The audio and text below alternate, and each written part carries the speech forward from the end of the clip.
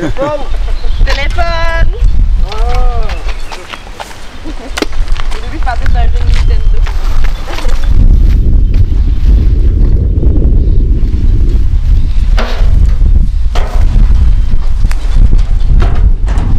Oh, qu'est-ce qui se passe ici, là? Ça a l'air relax. Ben, on a décidé de réaménager un terrain qui appartient à la ville puis que la ville fait rien avec. C'est le seul terrain autour du canal de la Chine qui n'est pas aménagé. Okay. C'est un des seuls terrains qui appartient encore à la ville. Okay.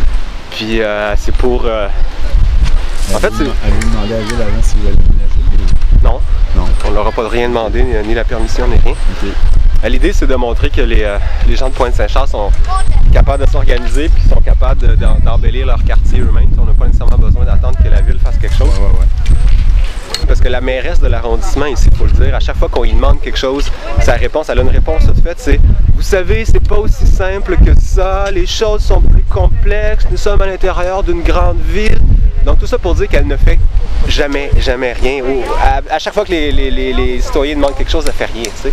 Tu peux-tu nous ramener la brouette, là, s'il te plaît? La suite dans quelques instants. Moi, je suis un deal avec vous autres. Je vous filme un peu, puis à la suite, je vous offre ma force de travail. C'est extraordinaire, hein? ça. C'est un deal. C'est bon, ça. Encore 5-10 minutes, là. Ah. Après, vous allez avoir 2 bras pour... Avec Marcel. Ah, bonjour Bruno. Évidemment. Petit Pointe-Saint-Charles, dit Marcel Sévigny. C'est devenu presque un pléonasme. Ah oui? Dans le milieu? Dans quel milieu, ça? Là, on fait du jardinage, une activité, je dirais, mettons, sociale, qui est... que beaucoup de monde pratique. Dans un quartier qui a toujours été un peu laissé à l'abandon, un ancien quartier ouvrier, un quartier populaire. Mais on en fait en même temps une signification politique. Quand on se ramasse sans permission, on décide d'y aller.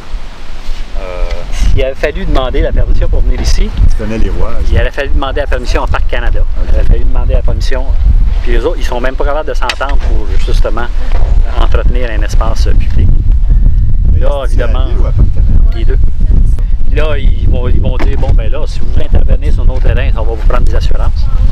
Et donc, ça devient politique. Ça veut dire que le jardinage, comme n'importe quelle activité citoyenne. L'usage politique du jardinage, c'est bon ça. Voilà. Donc, ça devient politique. Ouais, je sais, mais c'est un bout de condom. Ça s'inscrit dans quelle logique, là? Ça s'inscrit dans une logique plus large, je vais te dire. Dans Pointe-Saint-Charles, il y a ce qu'on appelle l'opération populaire d'aménagement.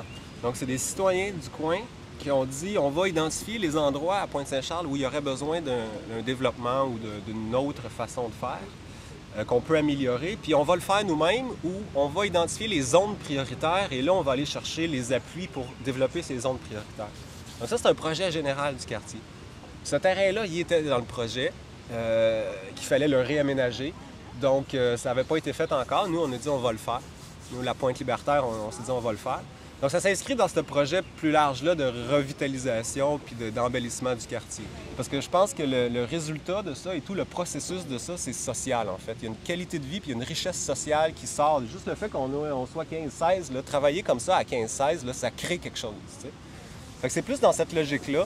Il n'y a personne qui est payé aujourd'hui. Les outils sont prêtés, les fleurs sont données, il n'y a rien qui a été acheté à part 2-3 arbustes. Donc on a quand même eu un petit peu d'argent, là, mais c'est juste, bon, c'est le minimum. Donc il n'y a personne qui est payé, tout le monde est ici volontairement un dimanche matin. Je pense que si on s'inscrit dans des relations marchandes, incluant le salariat, qui est une relation marchande où on se vend nous-mêmes, on n'arrive pas à une qualité de vie, puis on n'arrive pas à ce qu'on appelle le bonheur. Hein. On est supposé être tous à la poursuite du bonheur, mais en fait, on travaille et il y a un slogan que j'aime bien, qui est de perdre sa vie à la gagner. Alors nous, on n'est pas là-dedans. Là. On est tous bénévoles, on a énormément de fun, on va manger gratuitement, on aménage un terrain, on améliore notre qualité de vie, puis on n'est pas dans la logique marchande, on n'est pas dans la logique de l'exploitation. Mais vous créez de la richesse. Mais on crée une richesse sociale, une richesse communautaire, des amitiés qui se renforcent, du travail qui se fait, des habiletés qui s'acquièrent. Hein. Je veux dire, moi je ne suis pas très bon jardinier, je vais en apprendre beaucoup aujourd'hui en plantant des trucs. Tu sais. Donc cette richesse-là se crée. Puis le terrain, après, bien, il y a une certaine richesse pour les yeux, au sens où le terrain va être beaucoup plus beau, ça va être beaucoup plus agréable. Donc ça, c'est une richesse qui est beaucoup plus importante, à mon sens, que d'avoir un chèque dans ses poches à la fin de la semaine. Parce qu'actuellement, le modèle nous dit « Gagnez de l'argent vous-même, puis vous allez améliorer votre qualité de vie personnelle ». Nous, on veut, en faisant des choses comme ça, améliorer la qualité de vie des gens. Donc c'est un modèle plus collectif, plutôt que le modèle individualiste qu'on nous matraque avec ça depuis des années, depuis 100 ans. Ça répond à ta question? Vous n'êtes pas trop lucide, là. Moi, là, je veux dire, Lucien Bouchard, là, en dehors de sa personne même, Lucien Bouchard représente tout ce que je déteste. Le grand moralisateur, grand chef autoritaire, figure charismatique, qui vient nous dire quoi faire. Qui vient nous dire, moi, je le sais, qu'est-ce qui est bon pour vous autres, puis c'est ça que vous devez faire. Puis si vous ne faites pas ça, vous n'êtes pas lucide, vous n'êtes pas intelligent, vous êtes imbécile. Moi, ça m'écoeure, mais ça me fait lever le poil de même, parce que regardez, là, ici, on est à peu près une vingtaine, on a déterminé qu'est-ce qui était important pour nous, puis on le fait. Puis on n'a pas besoin d'un monsieur Lulu en haut, dans le ciel, pour nous dire quoi faire, puis comment le faire, tu sais. Puis ce monsieur-là qui vit depuis des années dans une maison, je sais pas où, puis qui travaille non, mais mettons que quand tu prônes la décroissance, là, c'est ça. C'est ça, parce que ça... Ouais, mettons... tu me laisses partir. Oui, c'est ça. Toi, c'est ça, on fait pas le même fait. Mais là, je m'en porte. Hey, les montées c'est des denrées rares. Là, On va te la refaire, sur Lulu, on va te la refaire. Non, mais vous, ouais. là, dans votre façon de faire ici, c'est comme l'entraide communautaire. C'est pour les pauvres, ça. Les gens qui sont pas pauvres, mettons. Tu me provoques, là. Il me regarde, il me connaît pas, moi. Hein? Tu sais, l'entraide, là, mais ça, c'est une affaire de pauvres, là. Tu sais, les gens de la classe moyenne, là, qui ont déjà une maison, puis qui ont Ben ouais. un bon job, là, c'est ça, l'entraide. Ils ont-tu besoin d'entraide, eux autres? Pourquoi? C'est quoi, là, cette valeur-là? Comment je pourrais dire? Tu vas dans une banlieue, là, tout le monde a une tondeuse, tout le monde a un terrain délimité, tout le monde a des voitures, tout le monde a ses sécateurs et tout ça, et puis chacun, un à côté de l'autre, passe sa tondeuse le dimanche matin. S'il y avait moins de clôture, on pourrait se diviser ça, par exemple, puis ça irait bien plus vite, ça coûterait bien moins cher, puis on serait moins endetté. Là, je te donne un exemple un peu niaiseux. Je vais t'en donner un autre. Non, c'est super intéressant, parce que est-ce qu'avoir moins de tondeuses, ça veut dire être plus pauvre? Mettons, c'est comme... Bien, moi, je pense que moins de tondeuses, c'est être plus riche. Il m'a donné un autre exemple. Moi, je suis pas extrêmement riche. J'ai pas les moyens de m'acheter des outils, puis j'aime ça faire la menuiserie. Bien, j'ai un atelier de menuiserie dans ma coopérative. Je m'en sers pas tous les jours. Peut-être que l'atelier, il sert 3 jours par semaine. Bien, et voilà. T'sais, il est là. Ça coûte cher s'équiper en outils personnellement pour. Puis dans les banlieues, on retourne dans les banlieues, tout le monde a sa table à outils. Ça coûte cher, ces affaires-là. T'sais? Puis ça produit énormément de richesses imbéciles, puis énormément de pollution. Parce que produire des bandits, c'est du métal, c'est du bois, c'est de la destruction de l'environnement. Mais on n'a pas besoin chacun un bandit. T'sais. On peut en avoir un pour 12 personnes. Ça marche. Ou une tondeuse. Ou, Donc on pourrait produire moins et ne pas être plus pauvre? Moi, je pense que si on produisait moins et qu'on produisait des biens plus durables, ça, on est capable de le faire, on serait beaucoup plus riche. Puis on aurait besoin de moins travailler. Parce qu'actuellement, les gens travaillent énormément pour payer leur maison, leur souffleuse, leur deuxième voiture, leur piscine, leur ci. C'est pour ça que les gens travaillent. Puis quand les gens ils disent « Ah, la décroissance, mais on va perdre nos jobs », en fait, le gars qui dit ça, là, dans sa tête, il pense à son bateau pas payé, sa maison pas payée, puis les vacances qu'il veut prendre à l'autre bout du monde. C'est à ça qu'il pense quand il dit « j'aurai plus de job ». Okay? Parce que d'un autre côté, le gars, il va te dire « j'ai tellement hâte à la retraite hein? ». Les gens disent ça aussi. Ben moi, je pense que dans une société plus sobre dans ses dépenses et dans sa production, il y aurait autant de place pour de la richesse sociale, puis les gens, ils travailleraient moins, puis ils seraient bien plus créatifs. Parce qu'à un moment donné, je veux dire, là, on est habitué que quand on ne travaille pas, on s'écrase devant la télé. À un moment donné, là, quand on va être sorti de cette idée-là, on va faire d'autres choses que s'écraser devant la télé. On va améliorer le quartier, on va faire de l'art, on va jouer avec nos enfants. Et toutes ces choses-là, c'est une richesse qui est incroyable et qu'on a perdue. Puis on est en train de nous la réintroduire par le biais des relations marchandes. Aujourd'hui, tu sors de chez vous, tu vas avec des amis, tu t'en vas dans un bar, tu consommes de la bière, tu consommes des tapas, tu t'achètes. Tu t'en vas t'amuser, tu vas au cinéma, tu vas à un théâtre, tu consommes, tu payes. Il y a tout le temps une richesse économique, tu es obligé de faire des transactions monétaires à chaque fois. Tu sais. Tu es dans le centre-ville, tu veux aller à la toilette. Bon, ici, c'est pas encore tout à fait comme ça, mais dans bien des endroits, tu dois payer pour aller faire pipi, OK? Moi, je me promène dans le quartier, j'ai envie de pipi, je sais que je peux rentrer à l'église, je peux rentrer au centre communautaire, je peux rentrer dans le même petit magasin, puis je demande à madame, puis elle va me dire oui. C'est ça, la richesse, tu sais? C'est ça. Puis j'ai pas besoin de sortir 30 cents pour aller pisser, Chris. Et c'est ce genre de choses-là. On peut arriver à une société plus conviviale qui ne soit pas organisée autour du perdre sa vie à la gagner, puis payer ses dettes, puis payer ses cartes de crédit, puis tout ça. Moi, j'essaie de sortir de chez nous sans mon portefeuille dans mes poches. Ça, c'est un objectif dans ma vie. J'y arrive. Les policiers n'aiment pas ça parce que quand je me fais arrêter, j'ai pas mes papiers, là, mais... c'est un objectif. Il faudrait 2 portefeuilles. Ça prend... un pour les papiers, un pour l'argent. Oui, c'est ça. Fait que c'est ça. Bon, ben moi, c'est bon? parfait. Là. Right. Ça marche, la provocation. Hein? Ça marche? Ben, ouais, là, c'est une problème.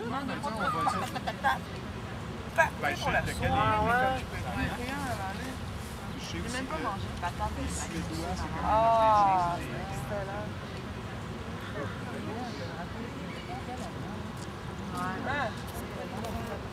Non! Ah, c'est le festival de la bouffe.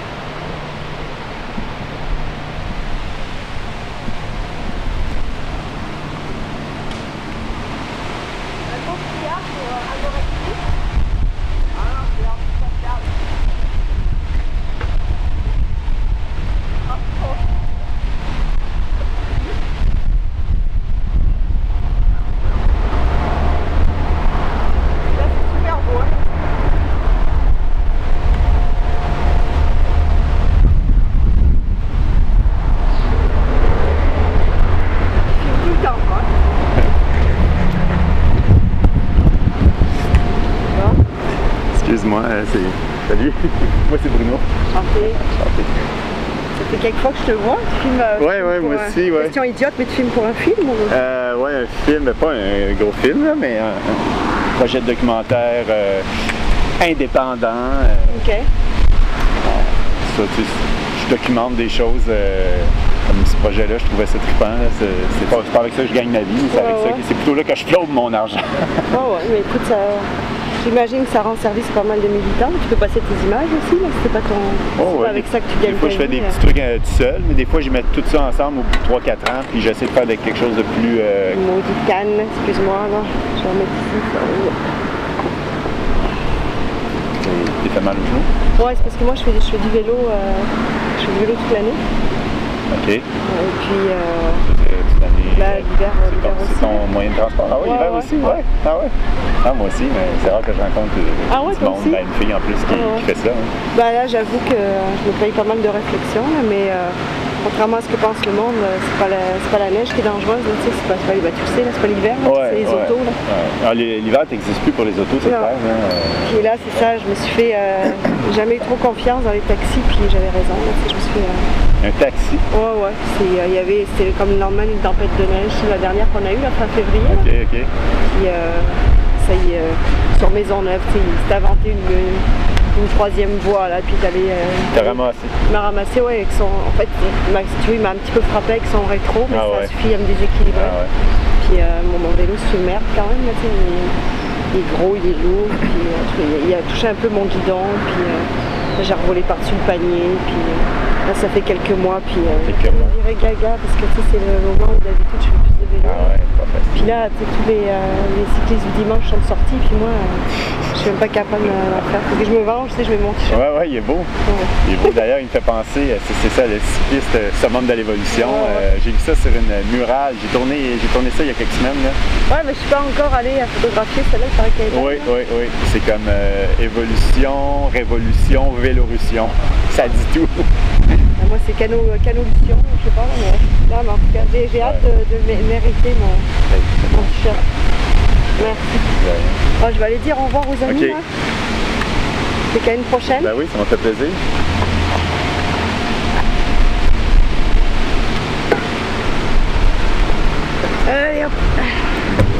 Je vais reprendre ma petite caméra, j'étais en train de l'oublier.